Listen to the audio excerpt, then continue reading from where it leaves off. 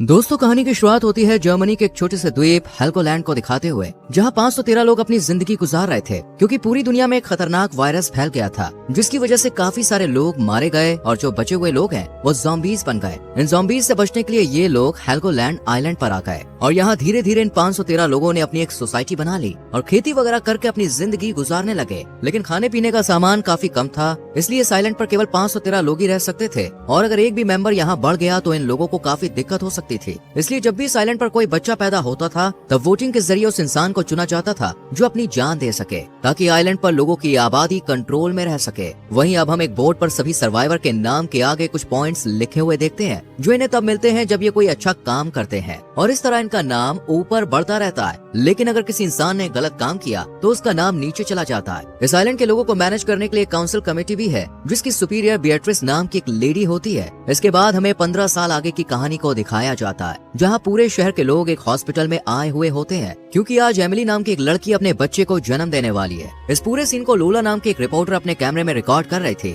अब रूल के हिसाब से जब कोई बच्चा पैदा होता है तो किसी दूसरे इंसान को अपनी जान देनी होती है, इसलिए एमिली के पिता खुद अपनी जान देने का फैसला करते हैं और एक चट्टान से कूद जाते हैं। वहीं हॉस्पिटल में एमिली एक बच्चे को जन्म देने के बाद दूसरे बच्चे को भी इस दुनिया में ला रही होती है क्योंकि उसे जुड़वा बच्चे पैदा हुए थे। ये देखकर बिएट्रिस एक बार फिर काउंसिल कमेटी की मीटिंग रखती है और सभी लोगों से इस बारे में बात करती है। काफी देर तक सोचने के बाद ये लोग वोटिंग करने का डिसाइड करते हैं ताकि वोटिंग के जरिए पता चल सके कि किस इंसान को सैक्रिफाइस करना है। अब दूसरी तरफ हम क्रिश्चियन और हेनरिक नाम के दो दोस्तों को देखते हैं जो बोर्ड पर अपनी रैंकिंग देख रहे थे। क्रिश्चियन की रैंक 511 नंबर पर थी। ये देखकर वो काफी परेशान हो जाता है और हेनरिक से कहता है कि अगर मुझे मारने के लिए चुना गया तो मैं अपनी जान नहीं दूंगा। लेकिन हेनरिक उसे वार्न करते हुए कहता है कि पिछली बार एक आदमी ने इस तरह से बचने की कोशिश की थी, पर इन लोगों ने उसे जबरदस्ती पिंजरे में कैद करके समुंदर में फेंक दिया था। इसके बाद हम 512 नंबर पर मौजूद एलिसे नाम की एक बुजुर्ग लेडी को देखते हैं, जिसकी अब काफी उम्र हो चुकी थी, इसलिए सभी लोग उसे बिल्कुल यूजलेस समझते थे। वही सबसे आखिरी पोजीशन यानी 513 रैंक पर जिस शख्स का नाम होता है वो था इटियन, जो कि एक वर्कर है और उसे सब लोगों ने क्रिमिनल घोषित कर दिया। इसके बाद सीन शिफ्ट होता है मारेक और उसके बेटे लाइनस पर। ये दोनों एक लैब में उसी वायरस की वैक्सीन बनाने की कोशिश कर रहे थे। वहीं दूसरी तरफ हम जूडिथ नाम की एक लेडी को देखते हैं जो यहाँ के अथॉरिटीज में से एक थी। कुछ देर के बाद वो मारेक के साथ शहर के सभी लोगों को दवाइयाँ देने के लिए जाती है और जब ये दोनों इटियन के घर पहुँचते हैं तब इन्हें देखकर इटियन की वाइफ लीसा जूडिथ पर गुस्सा करने लगती है और उससे कहती है कि उसकी वजह से एटीएन जैसा एक हार्ड वर्किंग इंसान लिस्ट में आखिरी रैंक पर आया है और इसलिए इन्हें सजा के तौर पर राशन भी कम मिलता है। ये सुनकर जूडिथ उसे जवाब देते हुए कहती है कि एटीएन ने दवाई चोरी की थी, इसलिए उसे क्रिमिनल माना गया है। लेकिन लीसा उसे समझाने की कोशिश करती है कि वो सिर्फ मेरे लिए दवाई चोरी कर रहा था क्योंकि डॉक्टर ने उसे दवा देने से मना कर दिया था।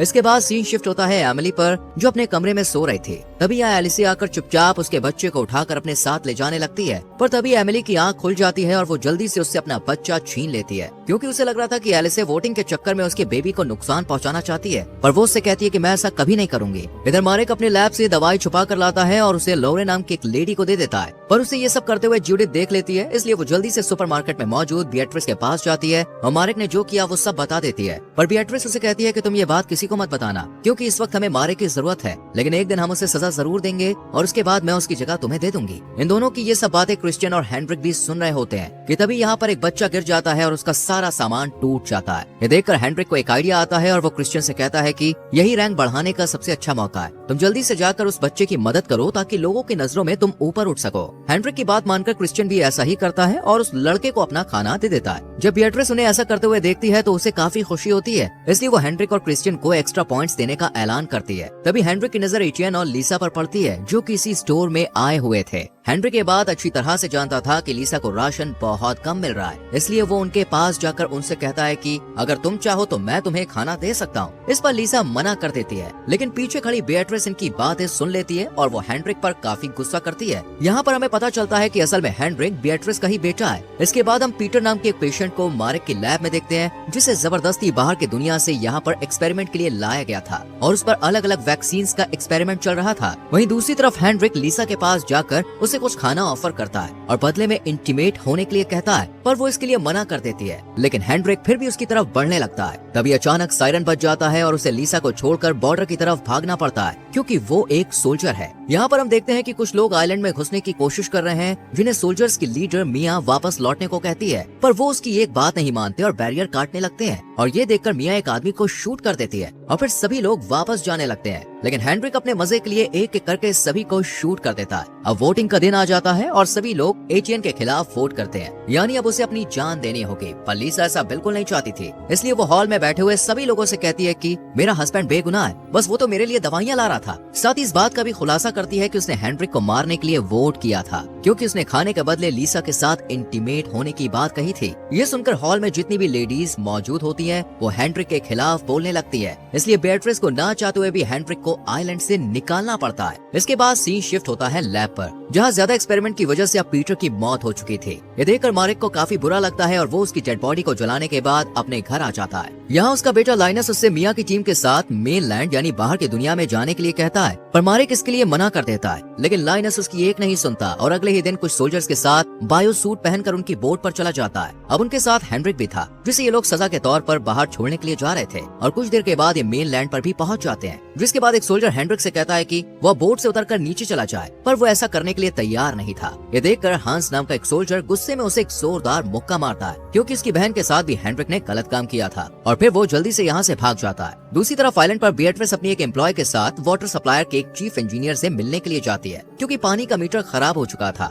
बेट्रिस जब उस इंजीनियर से बात कर रही होती है, तब उसकी एम्प्लॉय की नजर एक रेडियो पर पड़ती है, जिसे देखकर वो थोड़ी हैरान हो जाती है, क्योंकि इस आइलैंड पर रेडियो रखना इल्लीगल था। अब चीफ मीटर को ठीक करने के बाद बेट्रिस से अपनी वाइफ को भी इस आइलैंड पर लाने की रिक्वेस्ट करता है, लेकिन वो मना कर देती है। इधर सभी सोल्जर लाइनस को बोट पर रुकने की कहकर पूरे शहर में घूमने के लिए निकल जाते हैं, जहाँ उनकी मुलाकात अर्ल नाम के एक आदमी से होती है। ये सोल्जर्स उसे खाने का कुछ सामान देते हैं और इसके बदले में अर्ल इन्हें 2 बड़े बड़े बॉक्सेस और कुछ दवाइयाँ देता है। वहीं दूसरी तरफ लाइनस, जो कि इन सभी सोल्जर का बोट पर इंतजार कर रहा था, लेकिन वक्त बीत जाने के बाद भी ये जब नहीं आते, तो वो बोट से उतरकर आसपास घूमने के लिए चला जाता है, जहाँ उसकी मुलाकात मौजिक नाम के एक आदमी से होती है। वो लाइनस को एक दवाई की बोतल देकर कहता है कि मेरे पास एक शिप है जिसमें ऐसी कई सारी दवाइयाँ हैं, तुम अगर इन्हें पीना चाहते हो तो मैं तुम्हें दे सकता हूँ। ये सुनकर लाइनस मौजिक के साथ उसके शिप पर चला जाता है, जहाँ मौजिक उसे काफी सारी दवाइयाँ दिखाता है, पर वो लाइनस के सामने एक शर्त रखता है और उससे कहता है कि इनके बदले तुम्हें, मुझे और मेरे दोस्तों को अपने आइलैंड पर लेकर जाना होगा। जिसके बाद बोट से काफी सारे लोग बाहर निकल आते हैं। ये देखकर लाइनस बिना टाइम वेस्ट किए फौरन यहाँ से भाग जाता है। इधर ये सभी सोल्जर बोट की तरफ आ रहे होते हैं कि तभी एक आदमी आकर एक सोल्जर पर अटैक कर देता है, लेकिन सही वक्त पर बाकी सोल्जर उसे शूट करके मार देते हैं और किसी तरह बोट तक पहुँच जाते हैं। पर यहाँ लाइनस मौजूद नहीं होता है। इससे पहले कि ये उसे ढूंढ पाते, काफी सारे सिटीजन इनकी तरफ आने लगते हैं, जिस वजह से ये लोग लाइनस को लिए बिना ही फौरन यहाँ से निकलने लगते हैं। पर बोट की आवाज सुनकर लाइनस जल्दी से शिप से बाहर निकल आता है और भागते हुए बोट पर कूद जाता है, पर उसके पीछे पीछे मौजिक भी आ जाता है, जो बोट पर चढ़ने की कोशिश करता है, लेकिन सोल्जर उसे शूट करके मार देते हैं। कि तभी उनकी नजर लाइनस के सूट पर जाती है, जो कि अब फट चुका था। उसके फटे हुए सूट को देखकर सोल्जर्स को लगता है कि कहीं वो इन्फेक्टेड ना हो गया,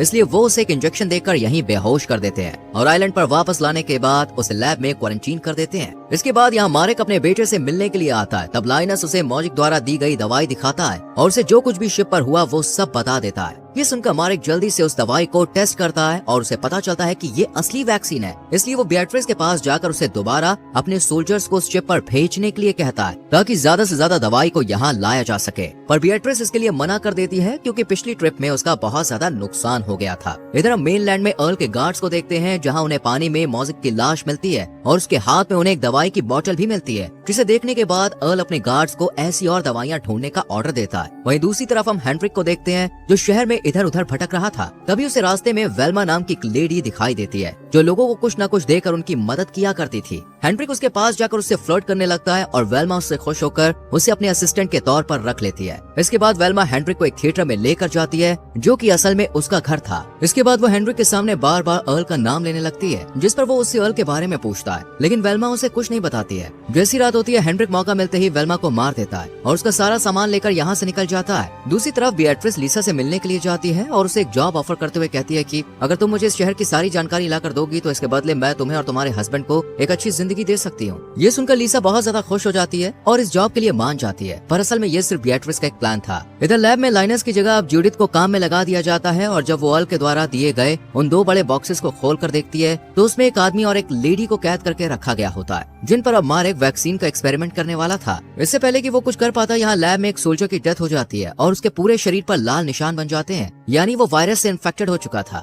वहीं जब लाइनस अपनी बॉडी को देखता है तो उसे भी सेम वैसा ही निशान नजर आते हैं, जिन्हें देखकर वो बहुत ज्यादा डर जाता है, लेकिन इसके बारे में किसी को नहीं बताता है। इसके बाद हम काउंसिल की एक मीटिंग को देखते हैं, जहाँ बियाट्रिस उस पेशेंट की मौत का जिम्मेदार मिया को ठहराते हुए कहती है कि उसने अपनी टीम को सही तरह से प्रोटेक्ट नहीं किया था, इसी वजह से वो सोल्जर इन्फेक्टेड हो गया। इसलिए बियाट्रिस उसके 100 पॉइंट्स कम कर देती है और उसे सजा के तौर पर जेल में काम करने के लिए भेज दिया जाता है। तभी इसी हॉल में मौजूद लोला की बेटी फियोना अचानक खांसने लगती है, जिसे देखकर सभी को लगता है कि शायद वो भी वायरस से इन्फेक्टेड हो गई है। इसलिए सभी लोग यहाँ से भाग जाते हैं। पर असल में फियोना प्रेग्नेंट थी, लेकिन उसकी अभी तक शादी नहीं हुई थी, इसलिए उसके बच्चे को इलीगल माना जाएगा। इसी डर की वजह से वो अपने बॉयफ्रेंड टॉम के पास जाती है, पर टॉम उससे वादा करते हुए कहता है कि वो उसका और उसके होने वाले बच्चे का ख्याल रखेगा। जिसके बाद हमें लैब का सीन दिखाया जाता है, जहाँ एक्सपेरिमेंट की वजह से अब उन दोनों पेशेंट्स की हालत बहुत ज्यादा खराब हो रही थी और इन्हें देखकर मारिक जूडी से कहता है कि हमारे पास ज्यादा वक्त नहीं है, इसलिए हमें जल्द से जल्द वैक्सीन बनानी ही होगी। इधर आइलैंड पर अर्ल अब मॉजिक के लोगों से मिलता है और उन्हें इसकी बॉडी दिखाकर कहता है कि इसे आइलैंड के लोगों ने मारा है। अगर तुम लोग मुझे दवाई के बारे में बता दोगे तो मैं तुम सबकी जिंदा रहने में मदद करूंगा। ये सुनकर स्पार्क नाम का एक आदमी आगे आता है और अर्ल से कहता है कि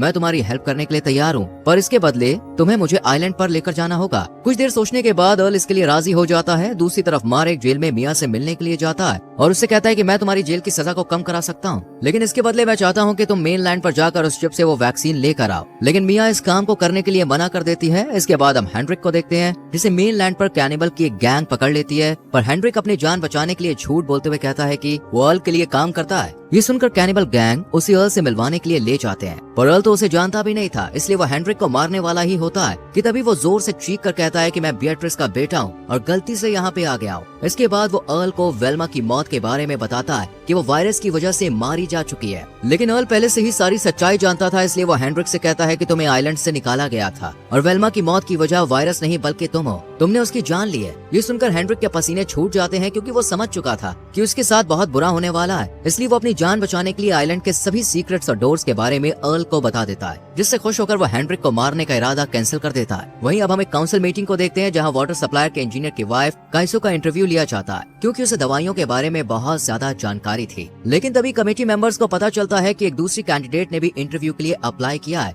जिसका नाम जेनियला है। जेनियला असल में एक सर्जन है, इसलिए कमेटी मेंबर काइसो की जगह जेनियला को सिलेक्ट करते हैं और फिर उसे इस आइलैंड पर बुलाया जाता है। पर उसकी शिप में दूसरी गैंग के 2 लोग छुप कर आ जाते हैं। इधर अपनी वाइफ को सिलेक्ट न होता देख इंजीनियर को बहुत बुरा लगता है, इसलिए वो मेन लैंड पर जाने का फैसला करता है, लेकिन बियाट्रिस उसे ऐसा करने से मना कर देती है, क्योंकि वो पूरे आइलैंड पर इकलौता इंजीनियर था जो वाटर सिस्टम को ठीक कर सकता था। दूसरी तरफ अब एटीएन को बियाट्रिस की मदद से विंड मिल में नई जॉब मिल जाती है, जहाँ काम करने के दौरान उसे एक शराब की बोतल मिलती है, जिसे वो अपने बॉस को दे देता है, जिसके बाद बॉस उस बोतल की सारी शराब पी लेता है और नशे की हालत में ही काम करने के लिए चला जाता है। इतने में ही यहाँ इंजीनियर भी हाथ में हथौड़ा लेकर आ जाता है और गुस्से में विंड मिल की सभी मशीनों को तोड़ने लगता है। ये देखकर बॉस जल्दी से उसे रोकने के लिए सीढ़ियों से ऊपर जाने की कोशिश करता है, पर तभी उसका पैर फिसल जाता है और उसका पैर टूट जाता है, जिसके बाद उसे इलाज के लिए हॉस्पिटल में लाया जाता है और फिर मारिक उसकी सर्जरी करता है। पर सर्जरी के दौरान उसकी नजर जेनियला पर पड़ती है, तो वो देखता है कि वो बहुत ज्यादा घबरा रही है, इसलिए वो इसकी वजह पूछता है। तब जेनियला उसे बताती है कि वो कोई सर्जन नहीं है, बस उसने ये सब किताबों में पढ़ा था। साथ ही वो मारिक से ये भी कहती है कि उसे पता है कि लाइनस इन्फेक्टेड है और इसलिए वो उसकी मदद भी करना चाहती है, पर मारिक उसकी सच्चाई किसी को ना बताए। इससे पहले कि मारिक कुछ कह पाता, यहाँ जूडिथ आ जाती है और उसने इन दोनों की सारी बातें सुन ली थी, इसलिए वो मारिक से कहती है कि मैं अब लाइनस के बारे में सबको बता दूंगी कि वो इन्फेक्टेड है। लेकिन तभी जेनियला पीछे से उस पर अटैक करके उसे मार देती है, जिसके बाद मारिक और जेनियला मिलकर उसकी लाश को पानी में फेंक देते हैं। इसके बाद सीन शिफ्ट होता है फियोना पर, जिसका मिसकैरेज हो गया था, और जब मारिक उसे देखने के लिए जाता है तब फियोना की माँ उससे कहती है कि प्लीज तुम इसके बारे में बियाट्रिस को कुछ मत बताना, और इसके लिए मारिक भी मान जाता है। इधर बियाट्रिस जब लैब में जाती है तो उसे दीवार पर एक टूटा हुआ दांत रखा हुआ दिखाई देता है, जिसे देखकर वो समझ जाती है कि ये दांत किसी और का नहीं बल्कि जूडिथ का है। इसलिए वो फौरन मारिक के पास जाती है और उससे जूडिथ के बारे में बात करते हुए कहती है कि वो कहीं गायब हो गई है और मुझे लगता है कि उसे गायब करने के पीछे तुम्हारा ही हाथ है। इस पर मारिक उसे बड़ी ही चालाकी से जवाब देता है कि मैं जानता हूँ कि तुम मुझे नुकसान नहीं पहुँचा सकती, क्योंकि तुम्हें मेरी जरूरत है। ये सुनकर बियाट्रिस शांत हो जाती है और कुछ देर सोचने के बाद कहती है कि वो जूडिथ की मौत का इल्जाम इंजीनियर पर डाल देगी और लीसा की मदद से कुछ झूठे सबूत लोगों को दिखाकर ये साबित कर देती है कि जूडिथ की मौत का जिम्मेदार इंजीनियर है। इसके बाद हम एटीएन को देखते हैं जिसे अब विंड मिल का नया इंचार्ज बना दिया गया था। ये बात जब बॉस को पता चलती है तो वो गुस्से में एटीएन के घर जाता है और उससे कहता है कि तुमने मुझे जानबूझकर शराब की बोतल दी ताकि मेरे साथ वो एक्सीडेंट हो जाए और तुम मेरी जगह ले सको। इस पर एटीएन ना में जवाब देता है। अब अगले दिन इंजीनियर के पैरों को बांधकर उसे समुद्र में फेंक दिया जाता है और ये देखकर मारेक को काफी बुरा लगता है, इसलिए वो लाइनस के पास जाकर उसे सब कुछ सच बताने का फैसला करता है। और इसके बाद हमें 15 साल पहले की कहानी दिखाई जाती है जहाँ एक दिन मारेक की मुलाकात सुपरमार्केट में काम कर रही बिएट्रिस से होती है, लेकिन वो उससे कुछ ज्यादा बात नहीं करता है और अपने लैब में आ जाता है जहाँ वो नर्स लोर के साथ मिलकर वैक्सीन बनाने का काम करता है। इधर बिएट्रिस कुछ लोगों के साथ मिलकर सुपरमार्केट को अपने कब्जे में ले लेती है और फिर यहाँ की फार्मेसी को भी अपने अंडर में कर लेती है। वहीं उसकी रिपोर्टर लोला उसका वीडियो रिकॉर्ड कर लोगों के सामने यह प्रूव करने की कोशिश करती है कि बिएट्रिस इस आइलैंड का लीडर बनने के लिए एक परफेक्ट कैंडिडेट है, लेकिन वो ये भी अच्छी तरह से जानती थी कि मारेक इस फार्मेसी में काम करता है और उसके रास्ते में आ सकता है, इसलिए बिएट्रिस उसे एक ऑफर देती है कि वो जो चाहे अपनी मर्जी से दवाई बना सकता है, पर वो उसके खिलाफ खड़ा नहीं होगा। मारेक तो उसकी बात मान जाता है, लेकिन आइलैंड पर जो मेयर था वो उसे अरेस्ट करने के लिए अपने अफसर भेज देता है, पर बिएट्रिस बड़ी ही चालाकी से उसे ही फंसा देती है। इसके बाद सीन शिफ्ट होता है मारेक की वाइफ पर, जो कि मेनलैंड पर रहकर वैक्सीन बना रही होती है कि तभी कुछ गुंडे यहाँ पे आकर उसे मार देते हैं। वहीं दूसरी तरफ बिएट्रिस लोर को आइलैंड की आबादी को कंट्रोल रखने के लिए सिर्फ 513 लोगों को ही यहाँ रखने के लिए कहती है। पहले तो लोर इसके लिए मना करती है क्योंकि उन्हें आधे से ज्यादा आबादी को मारना होगा, लेकिन जब बिएट्रिस उसे धमकाती है तो वो इसके लिए राजी हो जाती है और फिर एक एक करके सभी लोगों को वायरस का इंजेक्शन लगाया जाता है और इस तरह कई लोग मारे जाते हैं, जबकि कुछ की रिपोर्ट्स चेंज कर उन्हें पॉजिटिव दिखाकर आइलैंड से बाहर निकाल दिया जाता है। ये देखकर मारेक जल्द से जल्द वैक्सीन बनाने का फैसला करता है ताकि लोगों को बिएट्रिस की सच्चाई बता सके, पर इस बात को 15 साल बीत गए थे। इसके बाद सीन प्रेजेंट पे शिफ्ट होता है जहाँ लाइनस की मौत हो चुकी थी और मारेक अपने पूरे कन्फ्यूजन को रिकॉर्ड कर देता है, लेकिन जेनियला आकर उस टैब पर गोली चला देती है क्योंकि वो अर्ल की गैंग मेंबर है। इधर अर्ल अब अपनी आगे की प्लानिंग शुरू करता है और इसी के साथ ये सीरीज यहीं खत्म हो जाती है।